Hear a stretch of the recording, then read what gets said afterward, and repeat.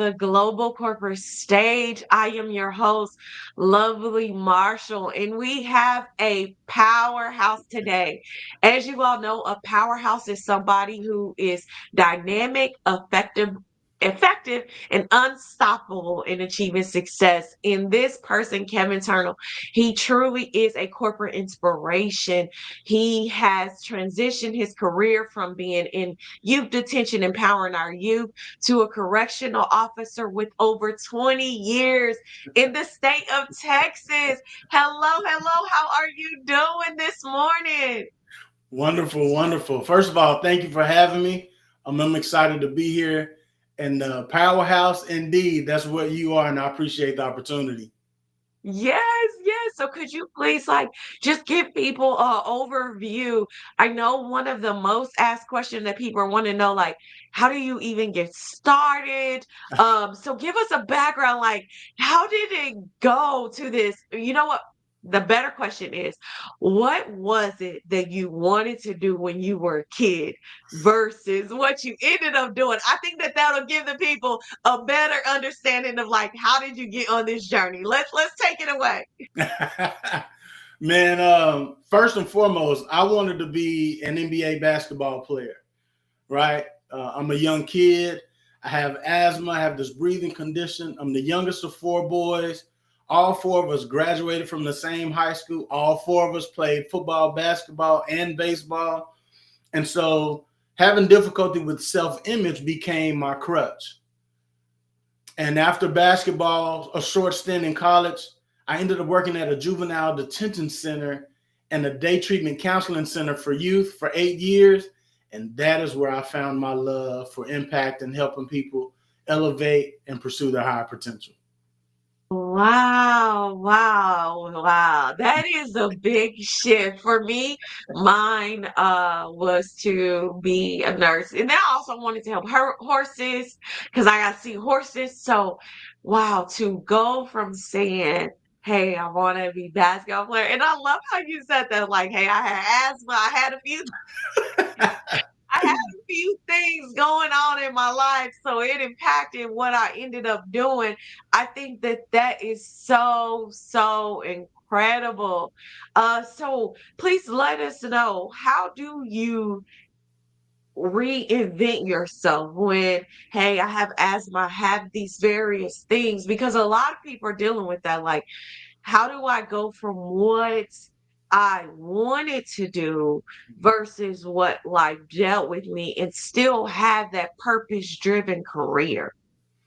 Yeah, absolutely. I think if we're going to subscribe to the thought that belief drives behavior, I think we have to start with the thoughts first. And my self talk at that point in my life, it was pretty negative.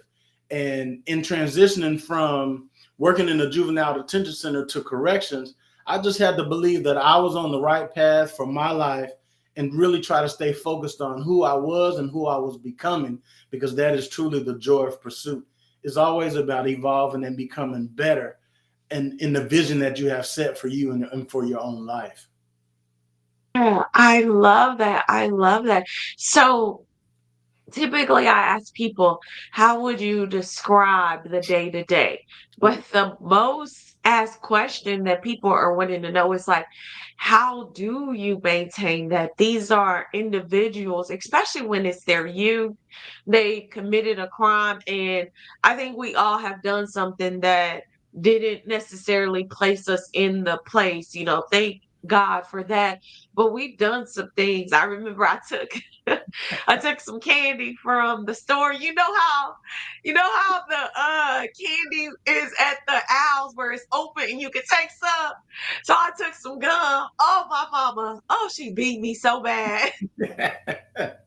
I got the whooping of a lifetime. And I was like, I'm never stealing anything else in my life. But people sometimes they don't have that guidance. They go off a wrong path. They don't get the love and things that they need. So how do you deal with that? That you see kids and you're like, hey, they really deserve a second chance. So how do you mentally prepare with that? Because that's a part of the day to day of your career. Absolutely. It's mental stability, right? I've never lost the image of how I struggled with self image at 12, 13, 14 years old. So when I had the opportunity to work in the juvenile detention center, it was, I won't say it was easy, but it became natural for me to want to see these youth do much better because I could see beneath the mistake that they had made. I could see the potential.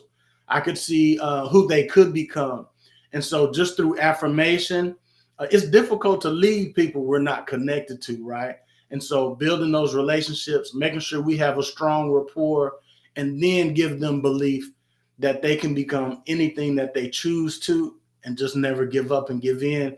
That's where the mental stability for me, I found joy in that. And so where sometimes people struggle and become stressful, particularly in law enforcement, when you pouring into your reason or to your why, it may be difficult sometimes, but ultimately you find that joy by pouring out and giving back to other people.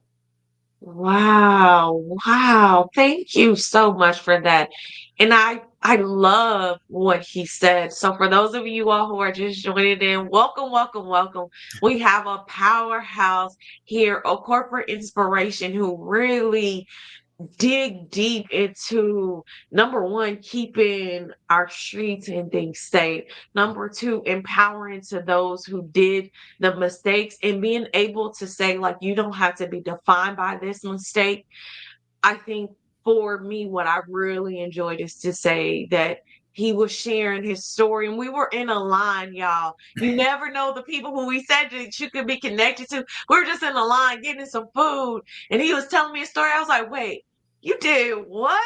Like, it's amazing because that's not something that's told about. When we talk about corporations, this is the common things that people say. They say, hey, I want to be a lawyer, which is in that, that facility of it. I want to be a doctor. I want to be a nurse. I want to be a teacher. Those are the common things that we were told, especially growing up, the 80s babies and stuff. You don't hear about that, or it's sports. I want to go to sports. I want to be the NBA, and to take that and utilize your gift and just to pour into people. I think that that is incredible. So I want us all to know, you all know my story, that I say that I went from nursing school failure to Facebook. And for me, taking on that a lot, it wasn't the fact that I was in a prison, but I was in a mental prison Mhm. because for so long I associated the fact that I didn't pass this, I let my family down, to my actual identity. And these kids and these young men are having to deal with that every day. They're actually in a physical prison versus a mental prison. So, how do you suggest that people help themselves in getting out of that mental prison that a lot of us may be dealing with, that we're not in the physical one, but the mental one? How do we help to unlimit you? Absolutely. Have those conversations, right? First with yourself. You're probably the only person the most person that you talk to the most is yourself. But gaining those answers and clarity comes from being in the right community or having those conversations with someone else. Being able to be faithful, being committed to the commitment. What is your pursuit? What are you in search of? What are you in pursuit of, right? And then being available, showing up, doing the work, and then to remain teachable at all times. Could be a coach, could be a mentor, but it's definitely difficult when we as people try to grow alone. I'm a big community builder. I love community. And working in the prison has allowed me to hone my skills because they're transferable, right? Even though I'm working in prison, it still comes down to communication, becoming a loud listener, not really talking, but becoming a better listener, and then being able to engage and ask those open-ended questions so people can have those aha moments. Yes, yes, I love that. Being a loud listener, y'all. Not just listening, a loud listener. I love that. Listen, You're giving so many gems today. I'm, I'm married to my eighth grade sweetheart, so I learned a long time ago. Just be quiet and listen. I love that. Okay, We got a few things in common. I married my high school sweetheart. Okay, he beat me with that. He said his eighth grade sweetheart. And that honestly, I think that that's a good shift because a lot of us who are corporate inspirations, Mhm, those who go in, build these corporations up, and whether you all believe it or not, a prison is a corporation. mhm. They have stocks that people put into to build these facilities up. This is a corporation, and whether we want to speak about it or not, and we think that it's bad. It is the day-to-day corporation. It is a business. It's in every single society, whether you live in Singapore, Dubai, if we have our people who live in Brazil, because we have some people who are in South America that are our listeners. Thank you all again for subscribing and being a global listener. But it is a part of the system of our society.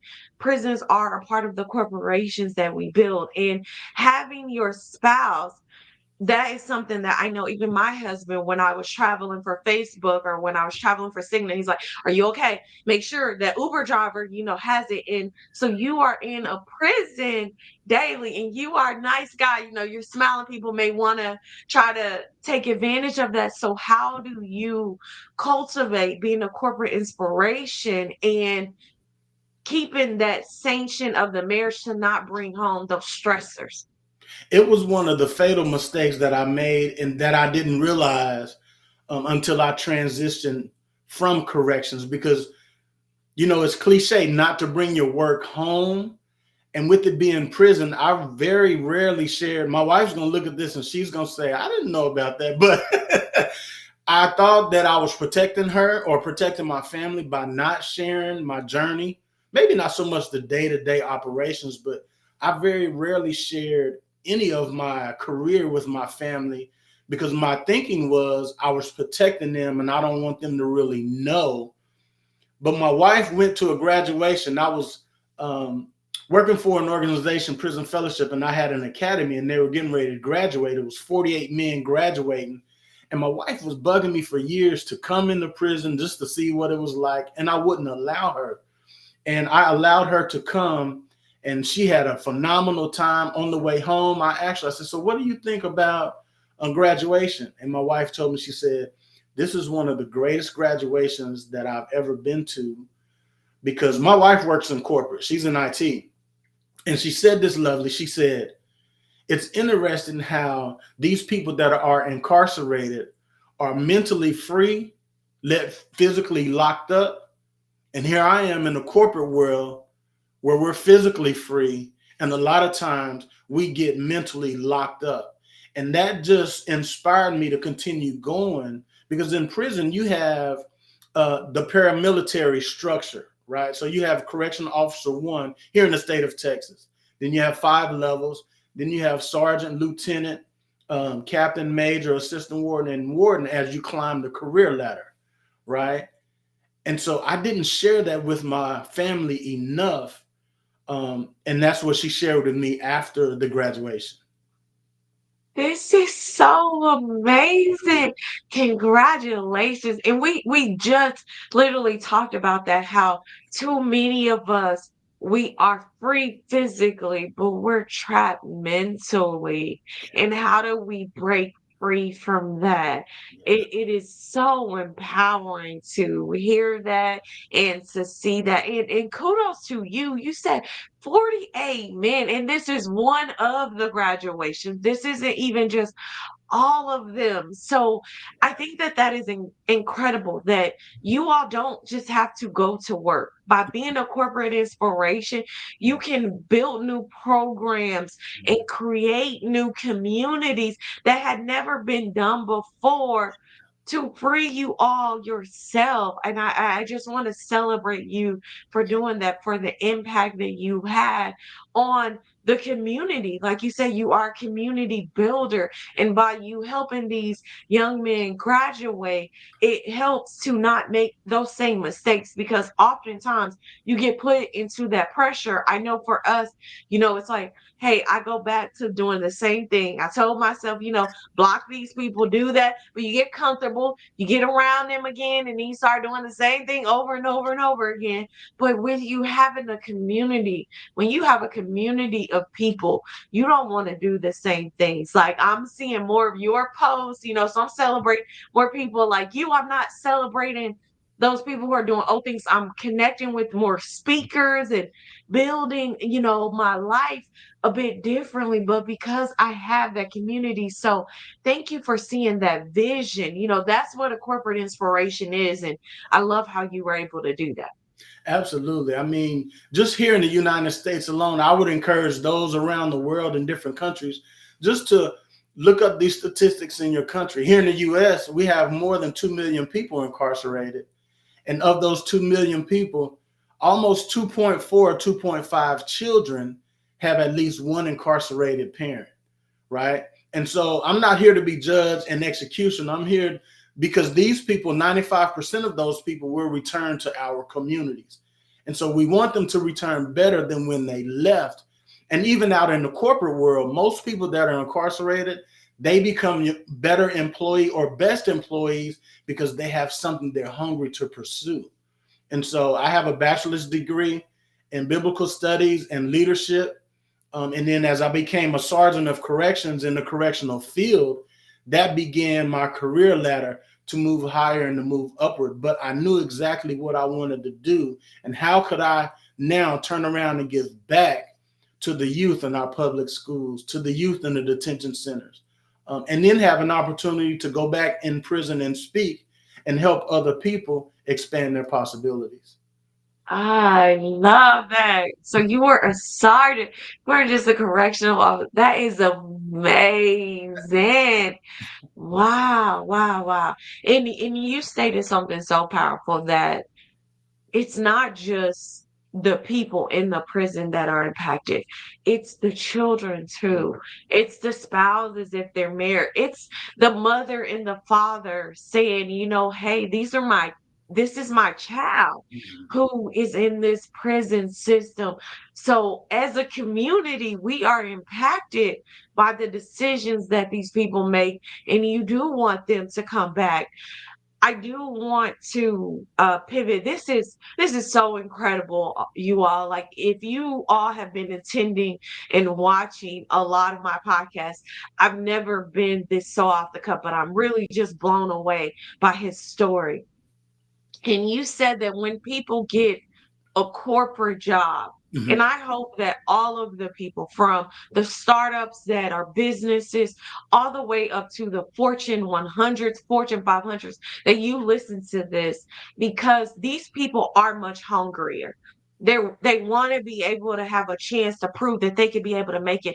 They're in these prisons and they're learning, they're doing things. So if you would give them a chance to do better, then they can have a better impact on our community overall.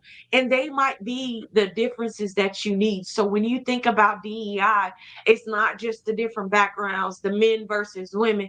It's also the fact of, like, have we provided a second chance to people, and not just doing, oh, this one was a bad apple. You're okay to hire new sales director. You understand that, oh, this sales director didn't work. We just need a better one. Give these people a chance too on how to operate. How do they function? How do I speak well? So how have you helped those to, get in the corporate? And what is something maybe to a person who's listening to this and they're like, hey, I made this mistake.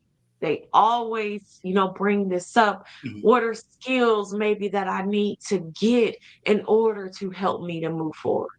Ooh, first and foremost is be truthful. Always tell the truth, right? Especially now with the internet and chat GPT, tell the truth. Be forthcoming. However, be able to describe and explain your experience, your accomplishments. In prison, you're able to get your college degree if that's what you so choose. You're able to pick up trades. You're able to get your GED. And in the state of Texas, no, you do not, excuse me, get paid for working. However, you're gaining obtainable and employable skills that you can list on your resume for skills. And just make sure that you're able to articulate your experience, because no one knows that a lot of prisoners get up at 3 o'clock in the morning to prepare a breakfast meal for more than 2,000 prisoners to come and eat. That's an employable skill. And as you continue to climb your career ladder, in any genre, in any niche, as you continue to climb, always remember that roots hold up the tree. Love that. This is so impactful because for this podcast episode, and I thank you all so much for tuning into the Powerhouses of the Global Corporate Stage. We have a correctional officer, a sergeant, in fact, who graduated individuals who transferred his career from a youth detention, and he's really on a path to be a community builder. And I think what is so incredible about this podcast is it's not only about how do I grow my career as a correctional officer, but also how do I grow my career from being in prison physically to now being in corporate and wanting to pursue these careers. You're giving two unique audiences skill sets and guidance. And I really want to say thank you, thank you, thank you so much for providing these access and these things.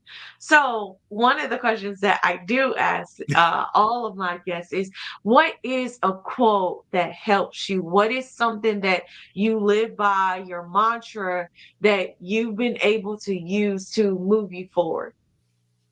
Ooh, that's a great one. You stunned me with that one. There are so many. Right now, in this moment, I would say what sticks with me the most is unlimit you.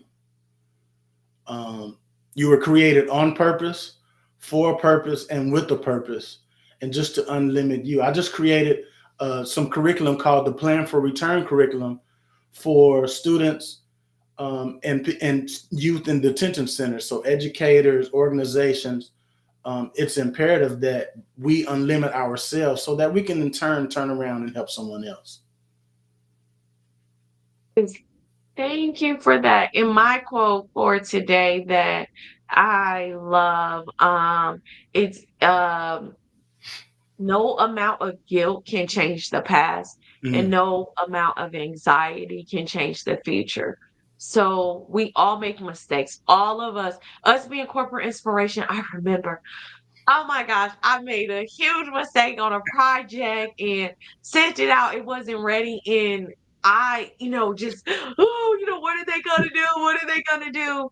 And then I then became worried, like, what if I do this the next time? So no amount of guilt can change the past. We all make mistakes. As corporate inspiration, whether we are the CEOs, I mean, a lot of these CEOs, they making mistakes. They doing things wrong, they hired their own people, they made a bad decision, and it laid off thousands of people. Thousands of people lost their job in 2024. So CEOs can make mistakes. So give yourself grace. If you're the secretary admin, if you are the janitor, if you are the officer, if you are the facility manager, give yourself grace, because no amount of guilt, it can't change the past. So let's live in the present, and no amount of anxiety you worrying about it is not going to change the future. So let's just be able to do the things necessary that we need to do. And I saw you raising your hand too on that one. Absolutely. Absolutely. So what we do on the Powerhouses of the Global Corporate Stage is we always ask our corporate inspirations from our previous episode to ask this next guest a question, because we want to throw you off. We want to throw you off on your game. So what our previous guest asked was that, what was a challenge that you had in your career and how did you overcome it? Understanding that the uniform didn't make me and that I made the uniform. As a correctional professional, we're often taught not to engage and interact with the prisoners, to cross that professional line. However, it's just in me to make sure that if I see someone suffering and struggling, I have to pour into them. So just allowing my correctional coworkers to see who I was, although I respected the uniform to the fullest, I never forgot about those who I was serving, and that I was able to build community with my coworkers and within the prison population. Yes, I love this, that it didn't define you. And I think that that's something that we all can overcome because not just as a correctional facility, even for myself and so many other people, they're defined by their role. So Mhm. when it's time for layoffs or it's time for retirement, they're like, what do I do? Who am I? And I think that's something that we all can overcome. A particular challenge that I had to overcome Mhm. for a very long time is the challenge of feeling like you don't belong. So how do you do this community? So I always tell people that you matter and what you have to offer this world also matters. And that has created a sense of community that, I hear you, I see you, and what you do matters. So I hear you as a correctional, officer. I hear those who are in the prison that are like, hey, this isn't fair. The system isn't fair. What you all do matters. Like you said, you're feeding 2,000 of your inmates and you're trying your best to be back in for your families and provide a sense of structure for yourself. What you all are doing, it does matter. And for those who are CEOs, CFOs, those who are the vice presidents of hiring, you all have an opportunity to make an impact on these people's lives. You can change how you see corporate inspirations, and they may not necessarily come from Harvard and Stanford and KU, University of Kansas, or Lincoln University, HBCU. They may not come from there, but they may come from a mistake that they made because they didn't have these resources. They didn't listen to the podcast about how do I get better and become better. And now they do have this opportunity. So it's up to us to make it better for it. So what would be your question, Kevin, that you would have for people to ask next time? Who is our next guest? Like, what's a question that you want to ask them? Um, wow. What was your question that you Let's have for our see. next guest? Can you hear Can't me? hear. Can you hear me? Yes. Uh-huh. Okay. Um, my question would be: you have $5 million cash on the table, and you have $5 million in gift cards on the table.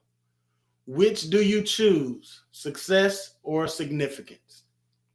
Woo! Which do you choose, success or significant?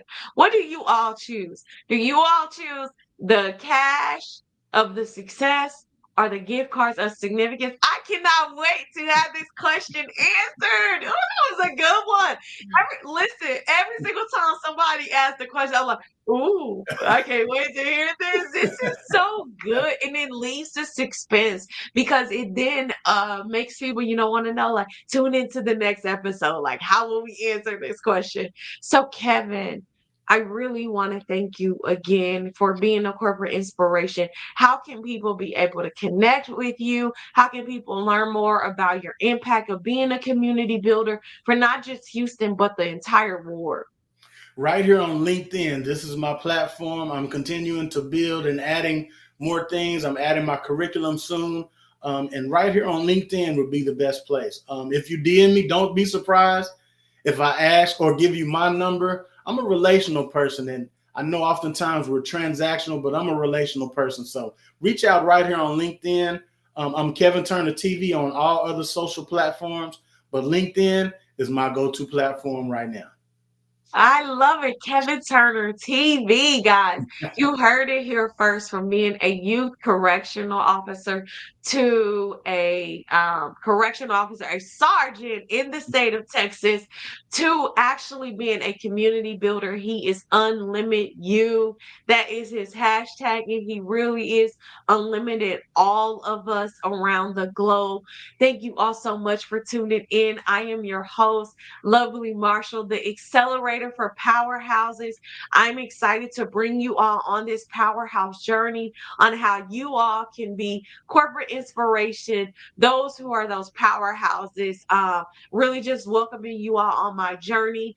I am Lovely Marshall on all social media platforms from LinkedIn to Instagram, YouTube, TikTok. Connect with me. I share different stories on various one, and just connect with me because guess what? You might be on one and I might post at a different time, but it only shows you on the other platforms. So connect with me on all because I don't want you to miss anything. And if you all are a corporate inspiration, whether you are Asian, African American, Afro Caribbean, whatever your nationality is, European, I want to hear your stories from around the globe. The world needs to hear your stories because we all can be able to learn. Thank you, Kevin, so much. Thank you for the work that you are doing.